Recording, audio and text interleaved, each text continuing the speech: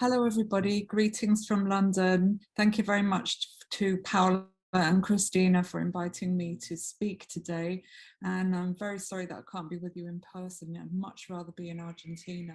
It's raining here in London, but none of us can travel at the moment, unfortunately. So let me start sharing my screen and this presentation.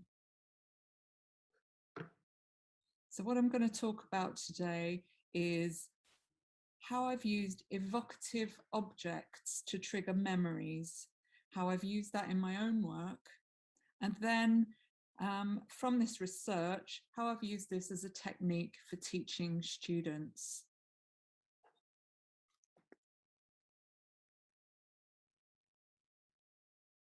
In her interesting chapter on the relationship between the senses and memory, Susan Stewart writes that memories have a material basis.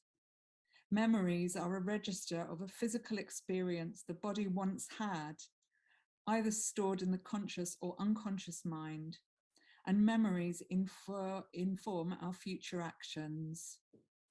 Referring in particular to the association of touch with the museum and with collections of objects, she concludes, just as memory enables us to distinguish our waking from our sleeping selves, so does touch cross the threshold between what is unconscious and what is conscious, what is passive and what is active, what is dead and what is living.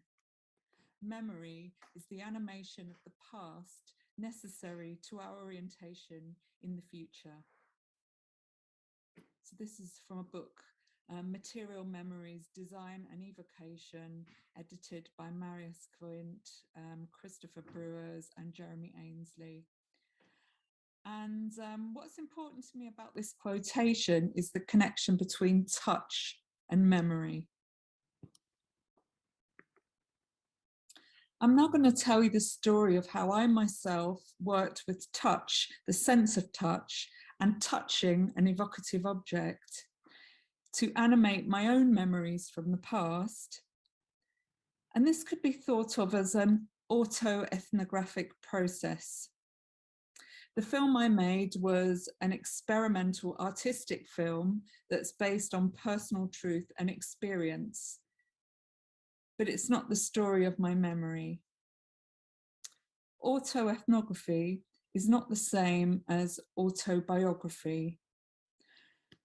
The word auto and the words ethnography are combined in autoethnography. Auto is about using information from the researcher's own lived experience, so starting with the self. And ethnography is about using this to give insights about social groups. So you've got auto, which is about the self, ethnographic, the study of social groups. Combined together, it's using a study of the self to inform a study of social groups that the self might belong to. And my memories were a starting point in this autoethnographic process. My project started with memories of my grandmother, but ended up making statements about women in general and the work that they do, how it's taken for granted and forgotten about. I was very close to my grandmother, who lived in Sweden. When she died in the summer of 2013, myself and my mother had to clear out her apartment. We were really upset, and it was so hard to decide what to keep and what to give away from a lifetime of my grandmother's precious objects, all the things that were really dear to her that she'd collected in her place. I myself only lived in a very small apartment. I didn't need any more furniture, so I just kept small items that I knew she used to remember her by, like things from her kitchen. Although I'm not religious, I decided to keep her rosary beads. To me, This is a very mysterious object because I wasn't brought up Catholic. I don't even know how to use rosary beads. I'd never seen my grandmother use these rosary beads. This is something she did in private. But I found this string of rosary beads along with her prayer book. I didn't know why the beads were broken. I didn't even know what to do with it or how it was used. So I put it away in a drawer to keep it safe because I knew that it was very precious to her, something that she handled a lot. In 2015, I went to Italy to do an artist residency, and this artist residency was in a former convent. Now, normally I work on a computer and I work a lot with projections. But I decided to do something new on this residency. I left these familiar tools at home in order to challenge myself and to get back to working with ink, paint, charcoal, and other traditional drawing materials that I hadn't actually touched in years.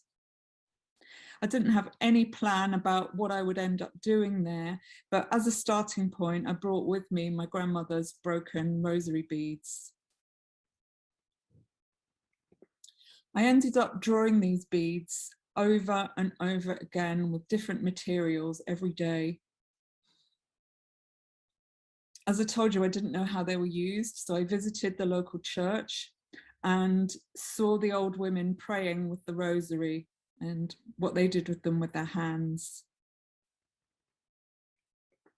It made me think a lot about my Swedish grandmother because, as I said, she'd recently died.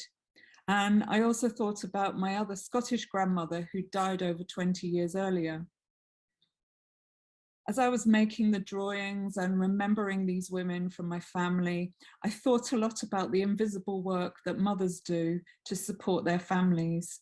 Endless domestic labor that leaves no trace, sacrifices made for others and taken for granted. The 12th drawing that I made in the residency of the rosary beads was produced through scrubbing holes in pieces of black paper while saying the rosary myself. I did one act of scrubbing on a piece of paper for each bead. The reason I did this was because the holes that I were making in the paper looked to me like the highlights of light shining on each black bead of the rosary.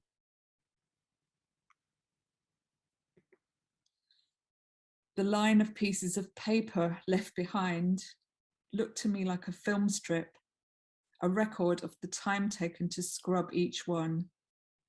And for me, this demonstrated the idea that, like a film strip, the string of rosary beads is also a device to record actions over time. These actions are the prayers that are supposed to be said for each bead.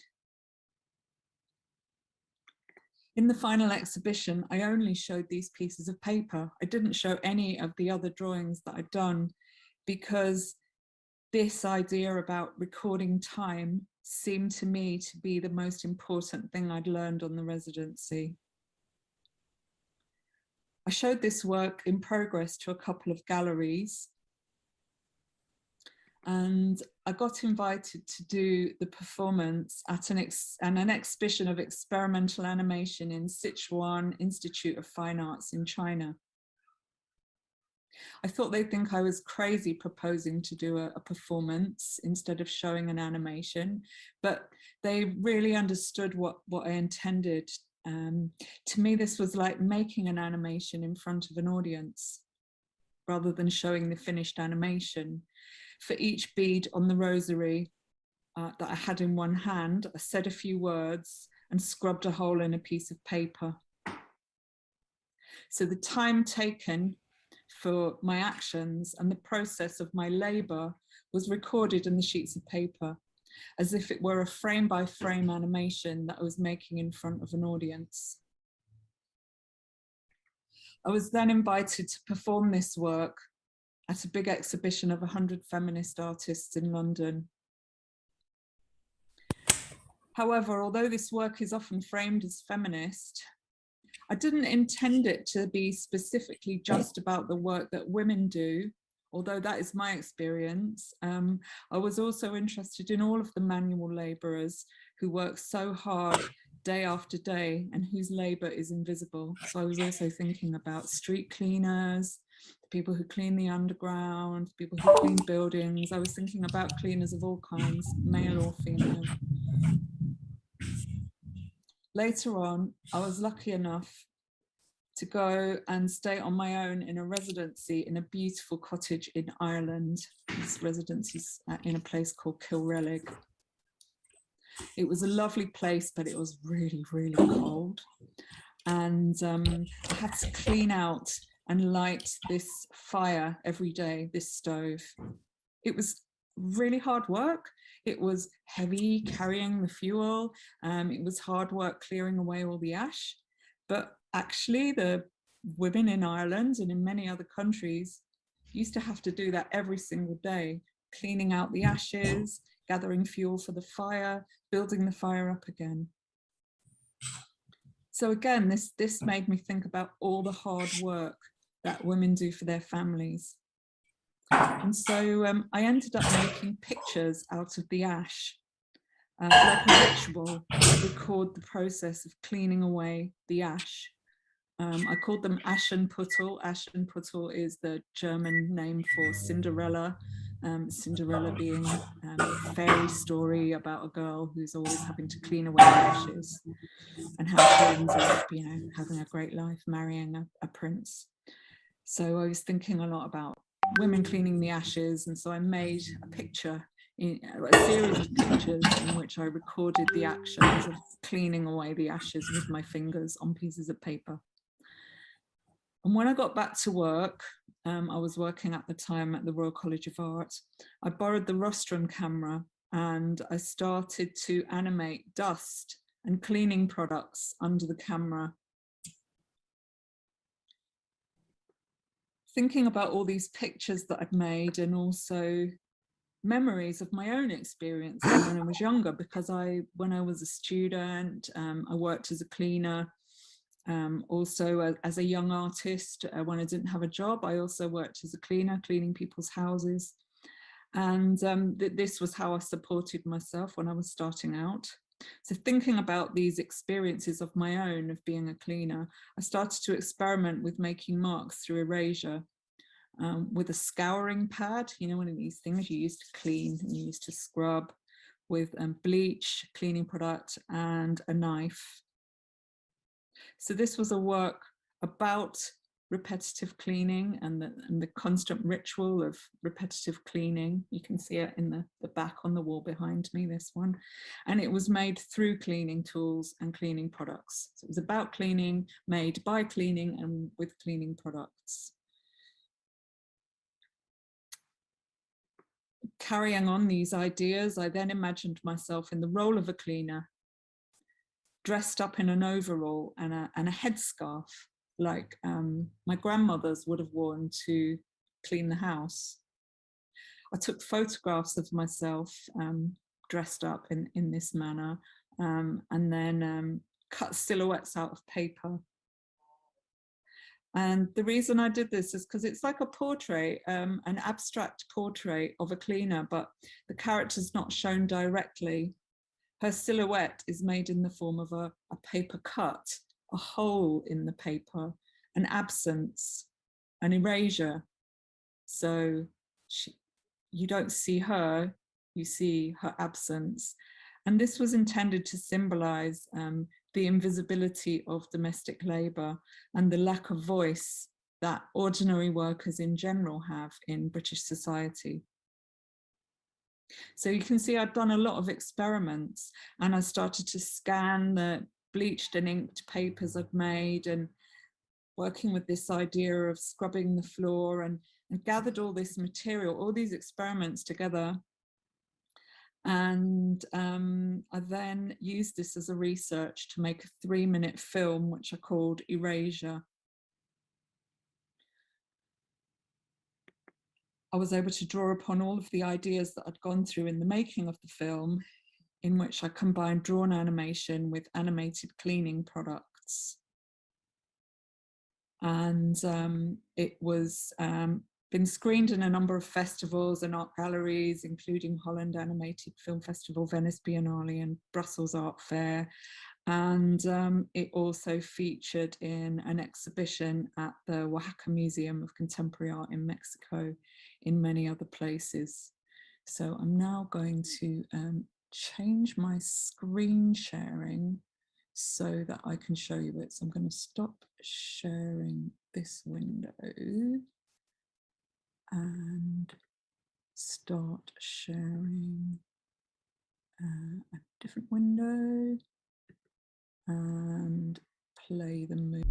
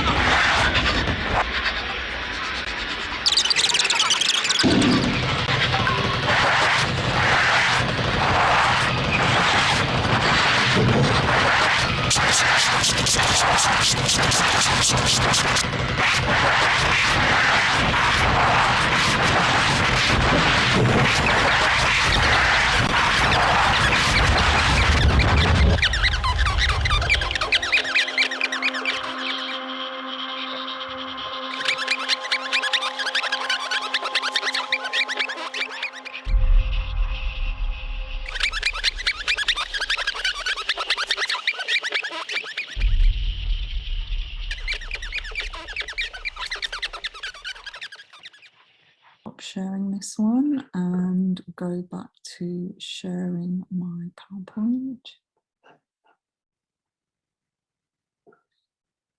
So after making the film, I went on to create a number of other artworks around the theme for a solo exhibition at Hanmi Gallery in Korea, in Seoul in 2018. And these all are various forms of expanded animation. So Scrubbed Clean is an installation of animation that's projected over 112 panels. And these panels were made from scrubbing through layered sheets of paper with a scrubbing brush using bleach, bicarbonate of soda, plain flour, and abrasive cleaning products. So here you can see all the panels. And over these panels, I played an animation made from charcoal drawings that I did of my hand with a scrubbing brush. And it's the same scrubbing brush in the drawing that I used to make the panels that it's scrubbing over. And the hand is like a disembodied hand that just constantly scrubs away at the wall endlessly, repeating the gestures that I used to make the panel. It roams across the wall, unconstrained by a frame, and it never stops scrubbing. It just goes on and on and on scrubbing. And this is a short overview of the exhibition.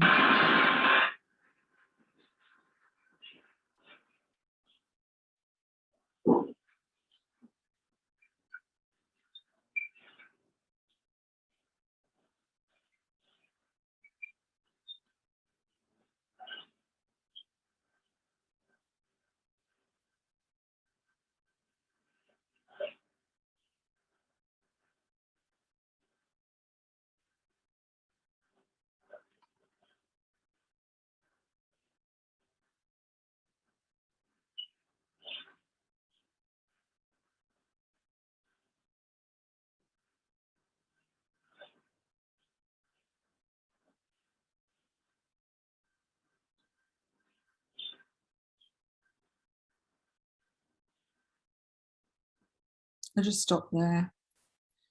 And so far I've talked about my own research, but I'm going to put this in a bit more of a theoretical frame now.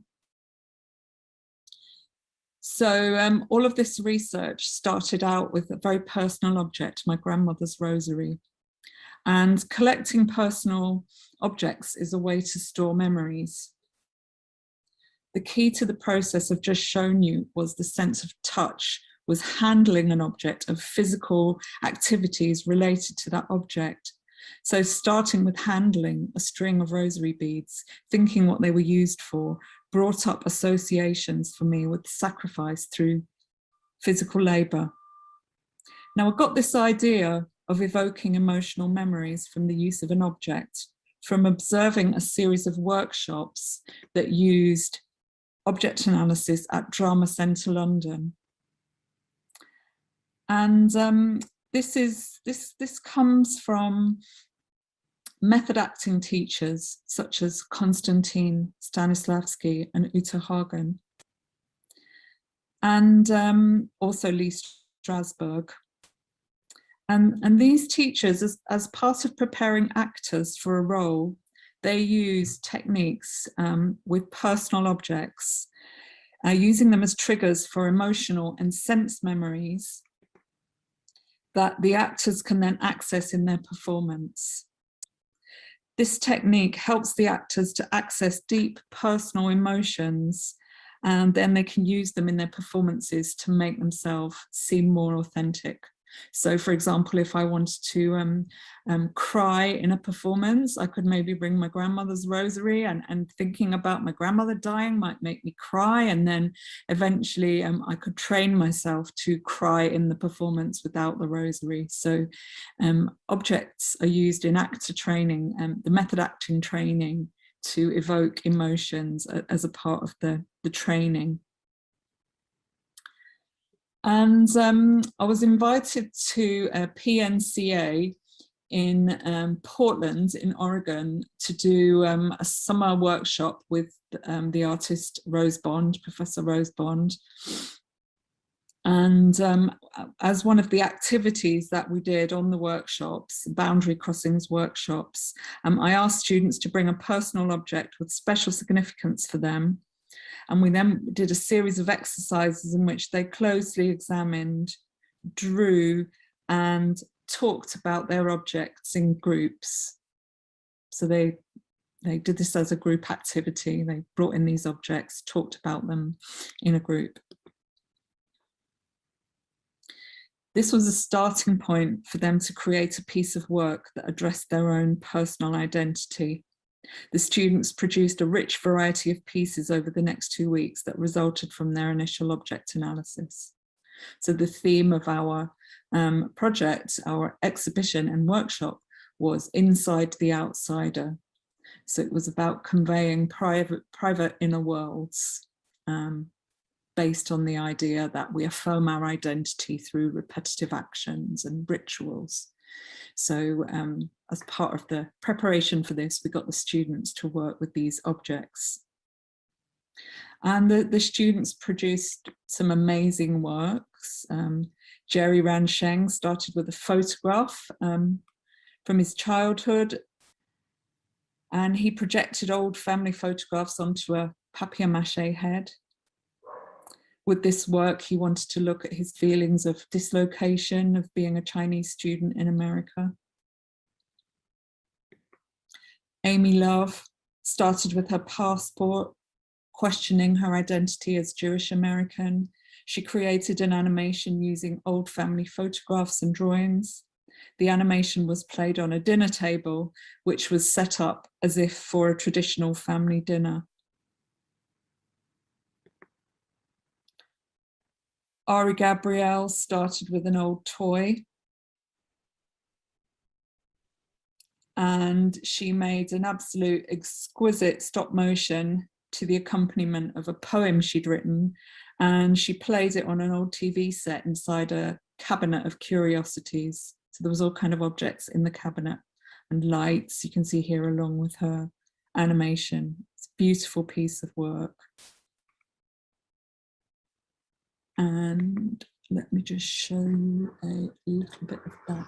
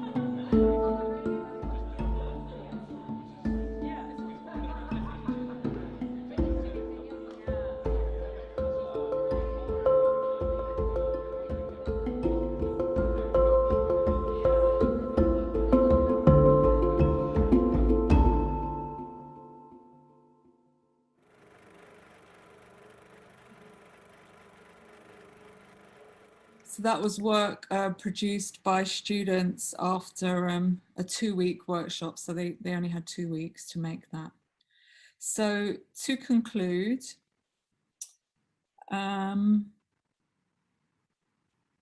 memories are closely associated with objects we choose to store and keep.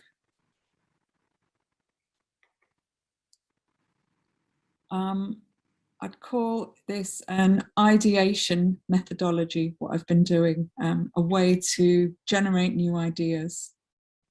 So I suggest following Stanislavski and other acting tutors and using objects as tools of ideation to help us come up with ideas for new projects, starting out with evocative objects to trigger emotional and sense memories.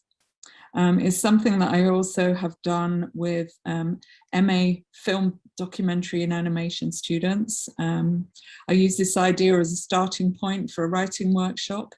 Students are asked to bring in an object with particular significance for them. They create mind maps of associations that the objects bring up. They then work in twos to come up with an idea for a script inspired by their two objects. And then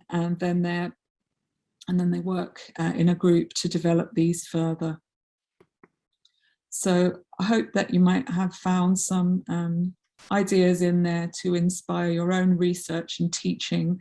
And I hope it's also an example of how personal research, our personal research as educators is able to feed into the teaching that we can then do and enrich our students' experience. So thank you very much for your attention. You can find me on Instagram at Birgitta Hosea. I've also got a website and a blog, or you're more than welcome to contact me at my email address at UCA, birgittahosea@uca.ac.uk. Thank you very much. Bye.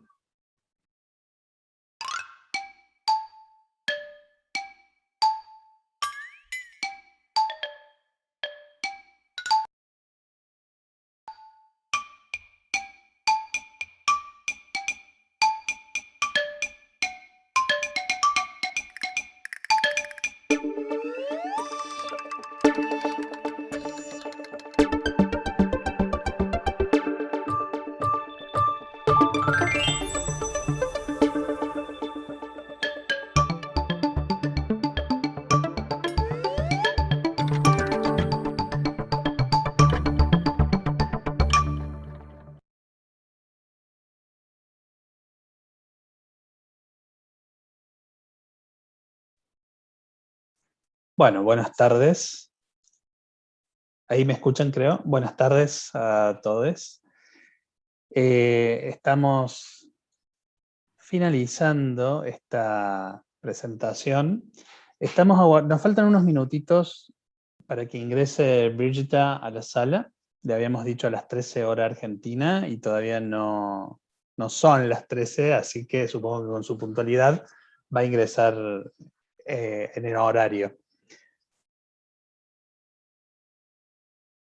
Les recuerdo que tenemos la interpretación. Oh, ahí está Birgitta. Hola.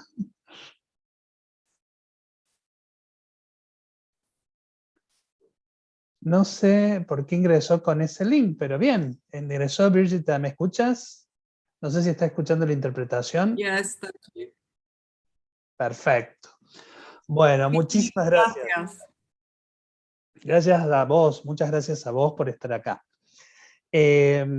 Bueno, yo le voy a dar la palabra a Cristina Siragusa, que es una de las coordinadoras del FAIA, el Foro Académico Internacional sobre Animación, y a Paula Asís, que no sé si está por este lugar, pero bueno, les dejo a ustedes la responsabilidad de presentar a Birgitta y, bueno, coordinar, moderar esta parte de preguntas y respuestas.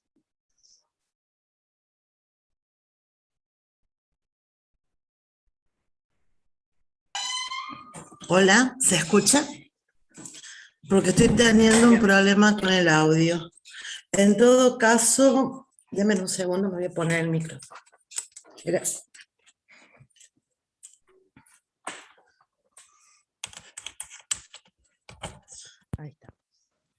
Bueno, ¿se escucha bien? ¿Se escucha? Sí, bien. Bueno, para todos nosotros en el Festival ANIMA es un enorme placer contar con la presencia virtual de Birgitta, que no solo es una muy interesante y excelente animadora, sino que también reflexiona acerca de sus propios procesos y en esa construcción colabora en lo que es la definición del propio campo de estudios de la animación, desde una línea que siempre ha sido muy bien recibida en nuestros espacios, que es justamente la animación experimental.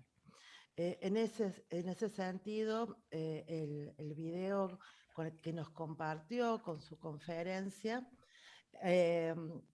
resulta absolutamente interpelador, resulta un push para poder reconfigurar la idea de hacia dónde van, cuáles son las tendencias hoy de las búsquedas de los animadores experimentales, ¿no?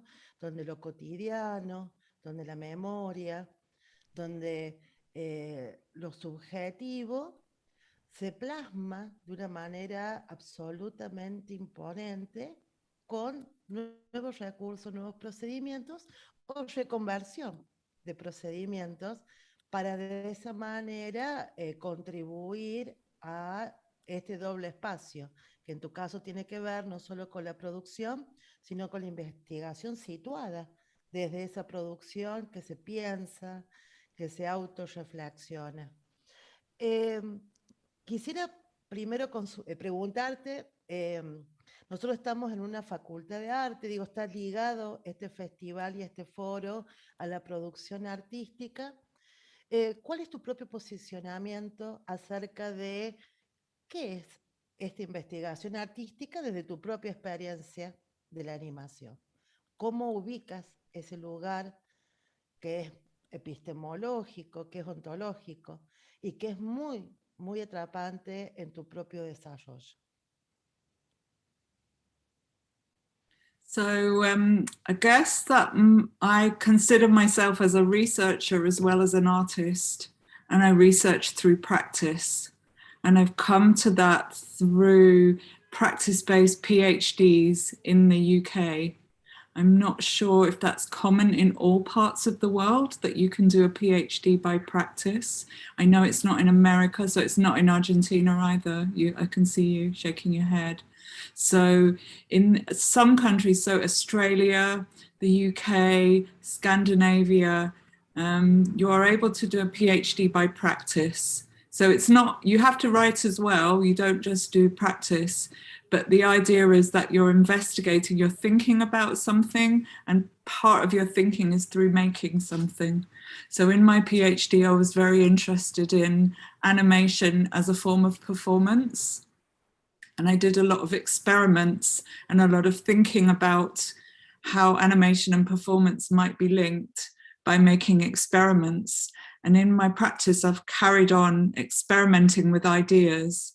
In the Erasure project, I was quite interested in the idea of performance and performing gestures, and that being part of the mark making in the film. And the work I'm doing now is very much about touch and materials, and carrying on this idea of mark making.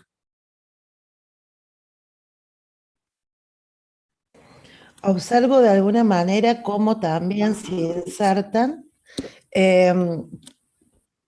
un aporte que está ligado a esto que hemos llamado la cultura áptica, ¿no? Esta idea de poder pensar lo táctil, el ojo como desde esta dimensión de lo táctil, como un desplazamiento, ¿no? De una cultura de lo visual a una cultura de lo táctil, y en ese ojo como dispositivo redefiniéndose. Nosotros observamos en nuestra región, no solo en Argentina, sino en América Latina, una mayor cantidad de trabajos de animación que están justamente explorando a partir de los materiales, ¿sí?, que son muy propios de la vida cotidiana de las propias localidades. Pareciera como un retorno, ¿sí?, a una búsqueda más experimental, que desde mi perspectiva estaría como cruzándose con esta mirada de los estudios ápticos, ¿no?, de la cultura áptica, que en otras regiones está teniendo cada vez más peso. Digo, he leído aportes de estudios ingleses en Estados Unidos, como categoría todavía acá en Argentina no está tan instalada, pero sí en la práctica.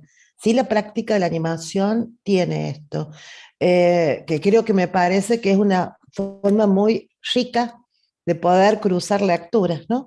De lo que es esta necesidad de poder pensar las formas y los trabajos de materiales, ¿sí?, como un nuevo, como un recorrido distinto que cambie la mirada y sobre todo la del espectador, ¿no?, en ese juego. ¿Tú qué opinas al respecto?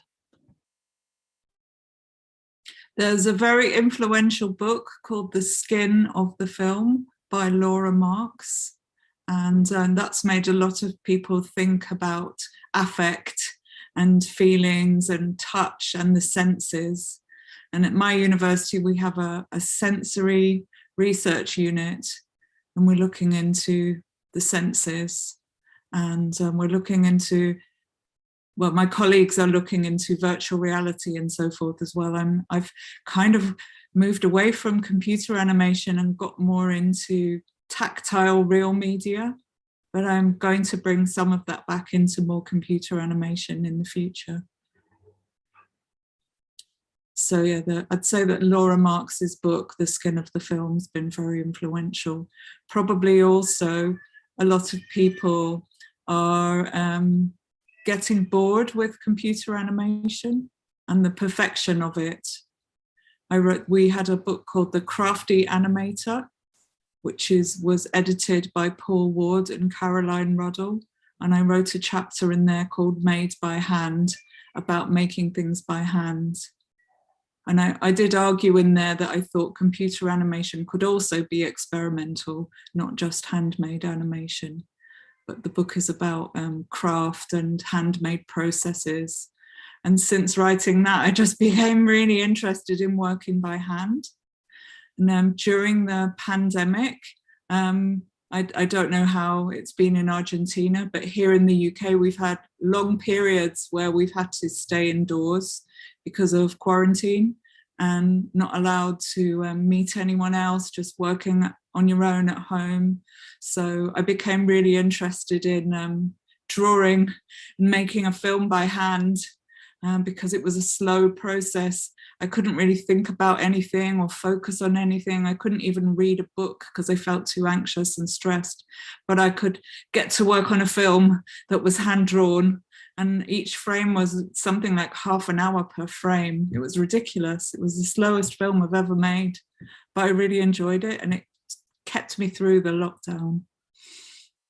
So yeah, I'm calling it slow animation because it's like a meditation and a restful activity.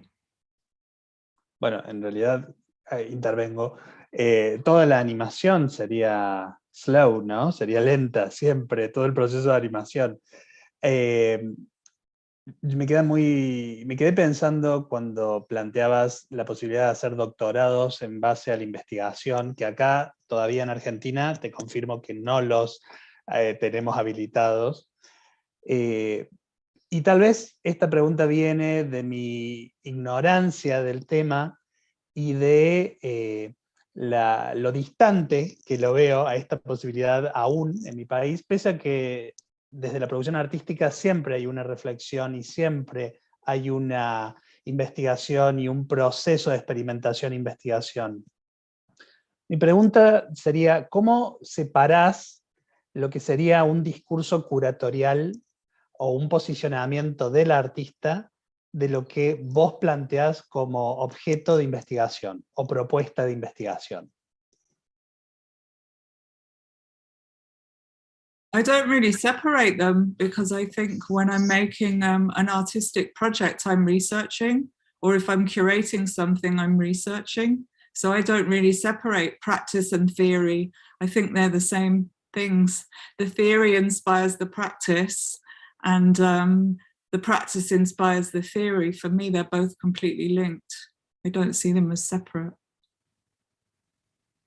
Sería maravilloso, en nuestro caso, poder acceder a esa propuesta. Y me parece sumamente propia del campo, me parece que es lo que corresponde en el campo, pero tal vez nosotros estamos todavía muy vinculados a un modo de pensar los estudios de su doctorado como un campo de reflexión teórica, no vinculado necesariamente a la práctica, aunque acá todos los artistas que están haciendo alguna propuesta de doctorado están, a través de todo ese proceso, por supuesto, generando arte.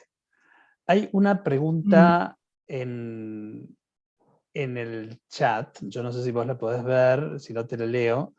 Su trabajo fue muy inspirador y me interesó mucho la memoria material y el tacto. Es una pregunta que hace Paula da Velosa. ¿Qué me recomendarías leer o ver para profundizar esta temática? Bueno, en cierta forma ya has respondido un poco con lo de Marx, pero no sé si hay algún otro tipo de texto o película o otra experiencia artística que pueda ser interesante para esto. In the presentation, I mentioned an acting teacher called Uta Hagen, and she did acting exercises with objects, and that inspired me to work with objects. So you could read about objects, but I suppose the whole topic of the senses, there's so much. There is the skin of the film, Laura Marx, and there's the whole discipline of phenomenology, which is kind of about the senses and the perception and how we experience the world, perhaps not only through words, perhaps in other ways as well. And I think that's the point with practice-based PhDs, because you don't just know things by words, you also know things through your body and through your hands. And that's a different type of knowledge, and it's also an important type of knowledge. So I think they're all different ways of knowing things, because we as artists know things about animation that theorists who've never made anything don't know. And our knowledge should be respected and valued. Bueno, es una posición que muchos y muchas en Argentina estamos peleando a nivel de los espacios académicos, el reconocimiento de esta construcción donde es praxis, ¿no? Es teoría y práctica que dialogan y se construyen y no se separan, ¿sí? Para como si fueran dos tareas distintas, el sujeto en esa complejidad. En ese punto, y volviendo quizás yo he trabajado un poco a Laura Marx, pensando algunas animaciones. Yes. Yo lo he trabajado, lo he traído para pensar algunas animaciones en stop motion en Argentina, con mucho manejo de materiales textiles, ¿sí? Desde la construcción de los muñecos hasta los fondos, y de cómo quizás un tipo de animación un poco más cercana, formas más convencionales, digo, como por momentos el stop motion con muñecos, o incluso el stop motion de objetos, semillas, distintos materiales, están haciendo un salto a nivel de su exploración, aunque hablemos de animación por encargo, ¿no? Es como que hay algo de la exploración de la animación que ya no queda solo como un ámbito de lo experimental, sino que es capaz de cruzarse a la animación por encargo como una variante. Eso me parece un fenómeno súper interesante que estaría desde mi perspectiva, no sé tu opinión, frente a una enorme configuración de pantallas y ojos muy propio del siglo XXI, muy propio también de lo que ha pasado como efecto de la pandemia. En nuestra región ha habido muchas restricciones a nivel sanitario, por lo cual ha habido mucho encierro, poco encuentro, ¿no?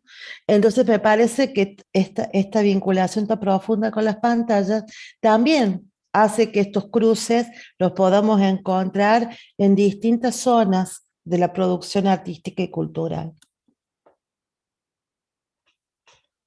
Yeah, I was speaking to a filmmaker, he's actually from Iran, at a screening the other week, and he described the experience of being on your screen as normal life.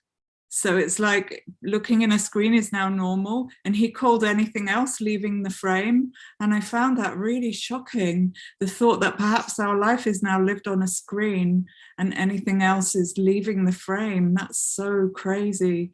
And I started to think about ecology and the planet and how it's very important to get back to real materials and think about the real world and not just be lost in a virtual fantasy when we've got climate change and a lot of things possibly happening. It's kind of nice to get a return to the earth and real minerals, real substances.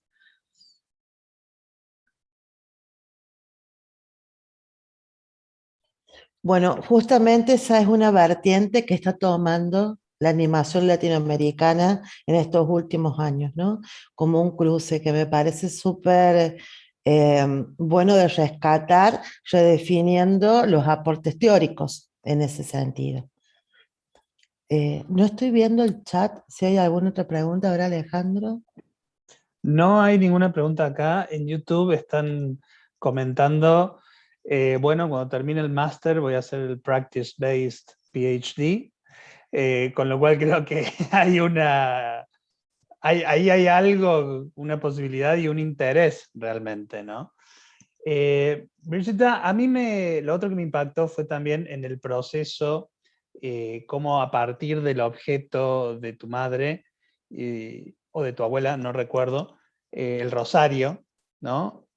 A partir de ese rosario vos generaste toda la propuesta, y creo que es una propuesta que está planteada desde una noción, por supuesto, muy feminista. A mí me gustaría saber cómo ves hoy en día el trabajo de las animadoras en general en el mundo. That's a big question. That's a big question.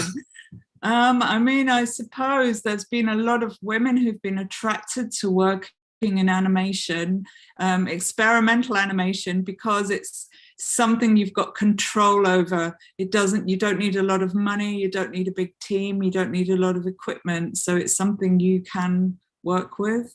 But I would like to see women in all areas of animation. I'd like to see women at the top of animation as well. And there's not so many women directing feature films or TV series. They're more working as teachers or making experimental films. So I'd like to see women in all areas, not just experimental animation.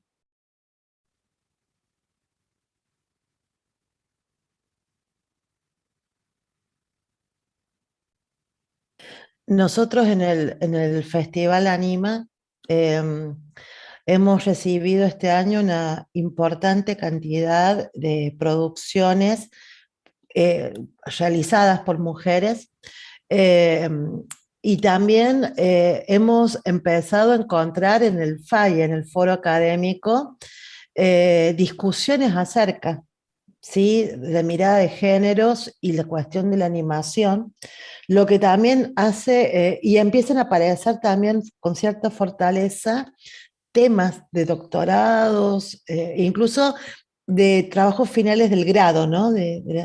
Que ponen la perspectiva de género en un lugar central, lo cual también hacen o invitan a redefinir esto que un poco decías, ¿no? El tema de los objetos, las técnicas, el trabajo, los procedimientos, desde otro lugar, ¿no? Y construir estos escenarios en los que se muestra la realidad de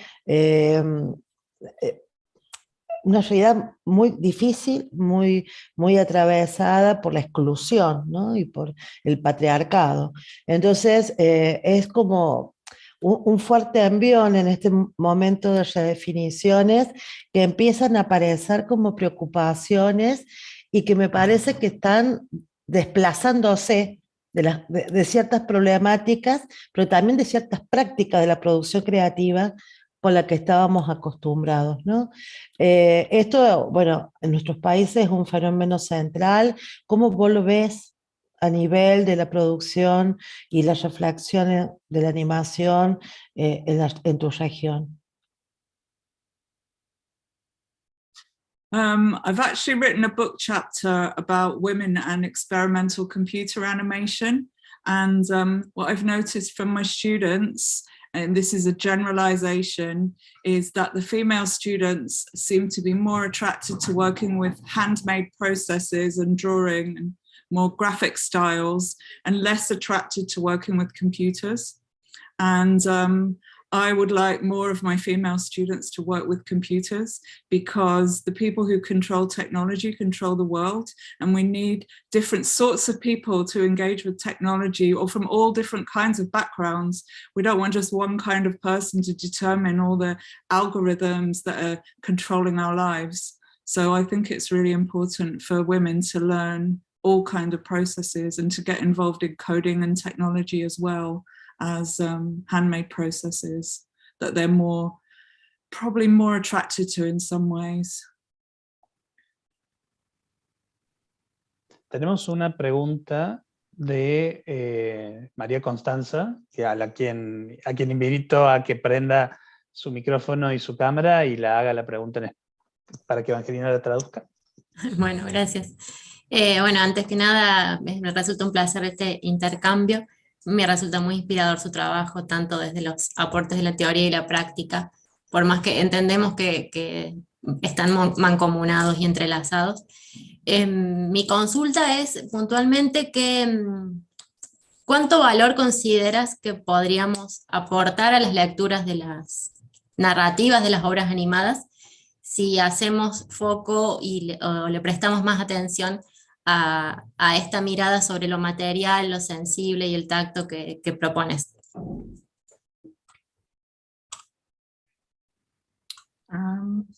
So do you mean how much can you develop classical narratives with working with touch? I mean, I've seen some very powerful documentaries that use very tactile materials. There was one I saw, where was it from? Colombia recently, about children who'd been abducted by the FARC, and they used very tactile materials, and it was very, very expressive. And I think if it had been a different style, a more realistic style, you wouldn't have been able to even look at it. It would have been too painful. So I think it just depends. Some subjects lend themselves better to more tactile materials, others don't. It just depends on the subject matter, I'd say, and what you want to communicate.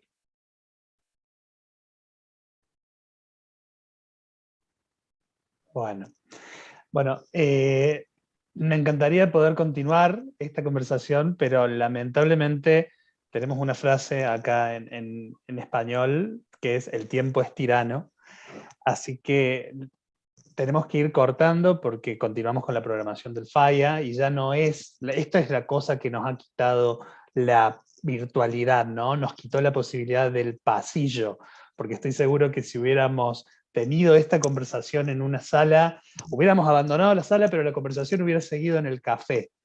Quiero agradecer muchísimo a Birgitta su gentileza, la rapidez con que nos contestó y la verdad su disposición para estar en este espacio. Esto tal vez es una de las posibilidades que sí nos brinda la pandemia, el hecho de que aunque estemos lejos podamos sincrónicamente compartir un momento.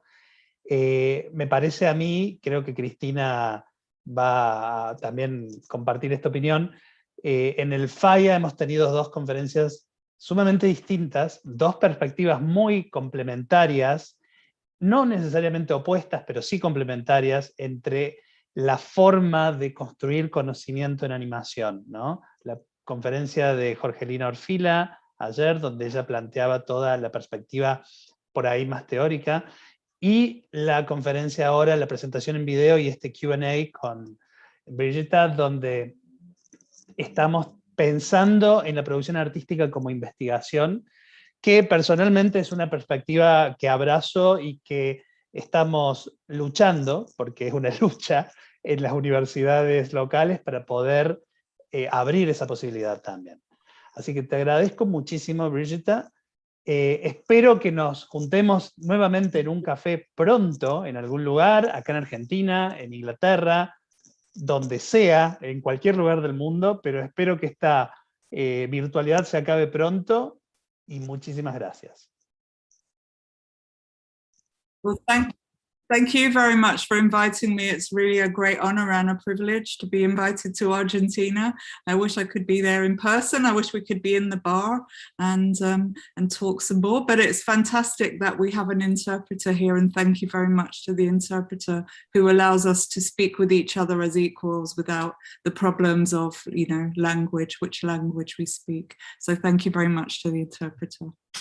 Sí, nuestra intérprete Evangelina Ibáñez, que es lo mejor que podemos conseguir en Argentina. Bueno, muy amables, vamos a dar cierre a entonces este Zoom y las actividades del FAIA continúan. Muchísimas gracias.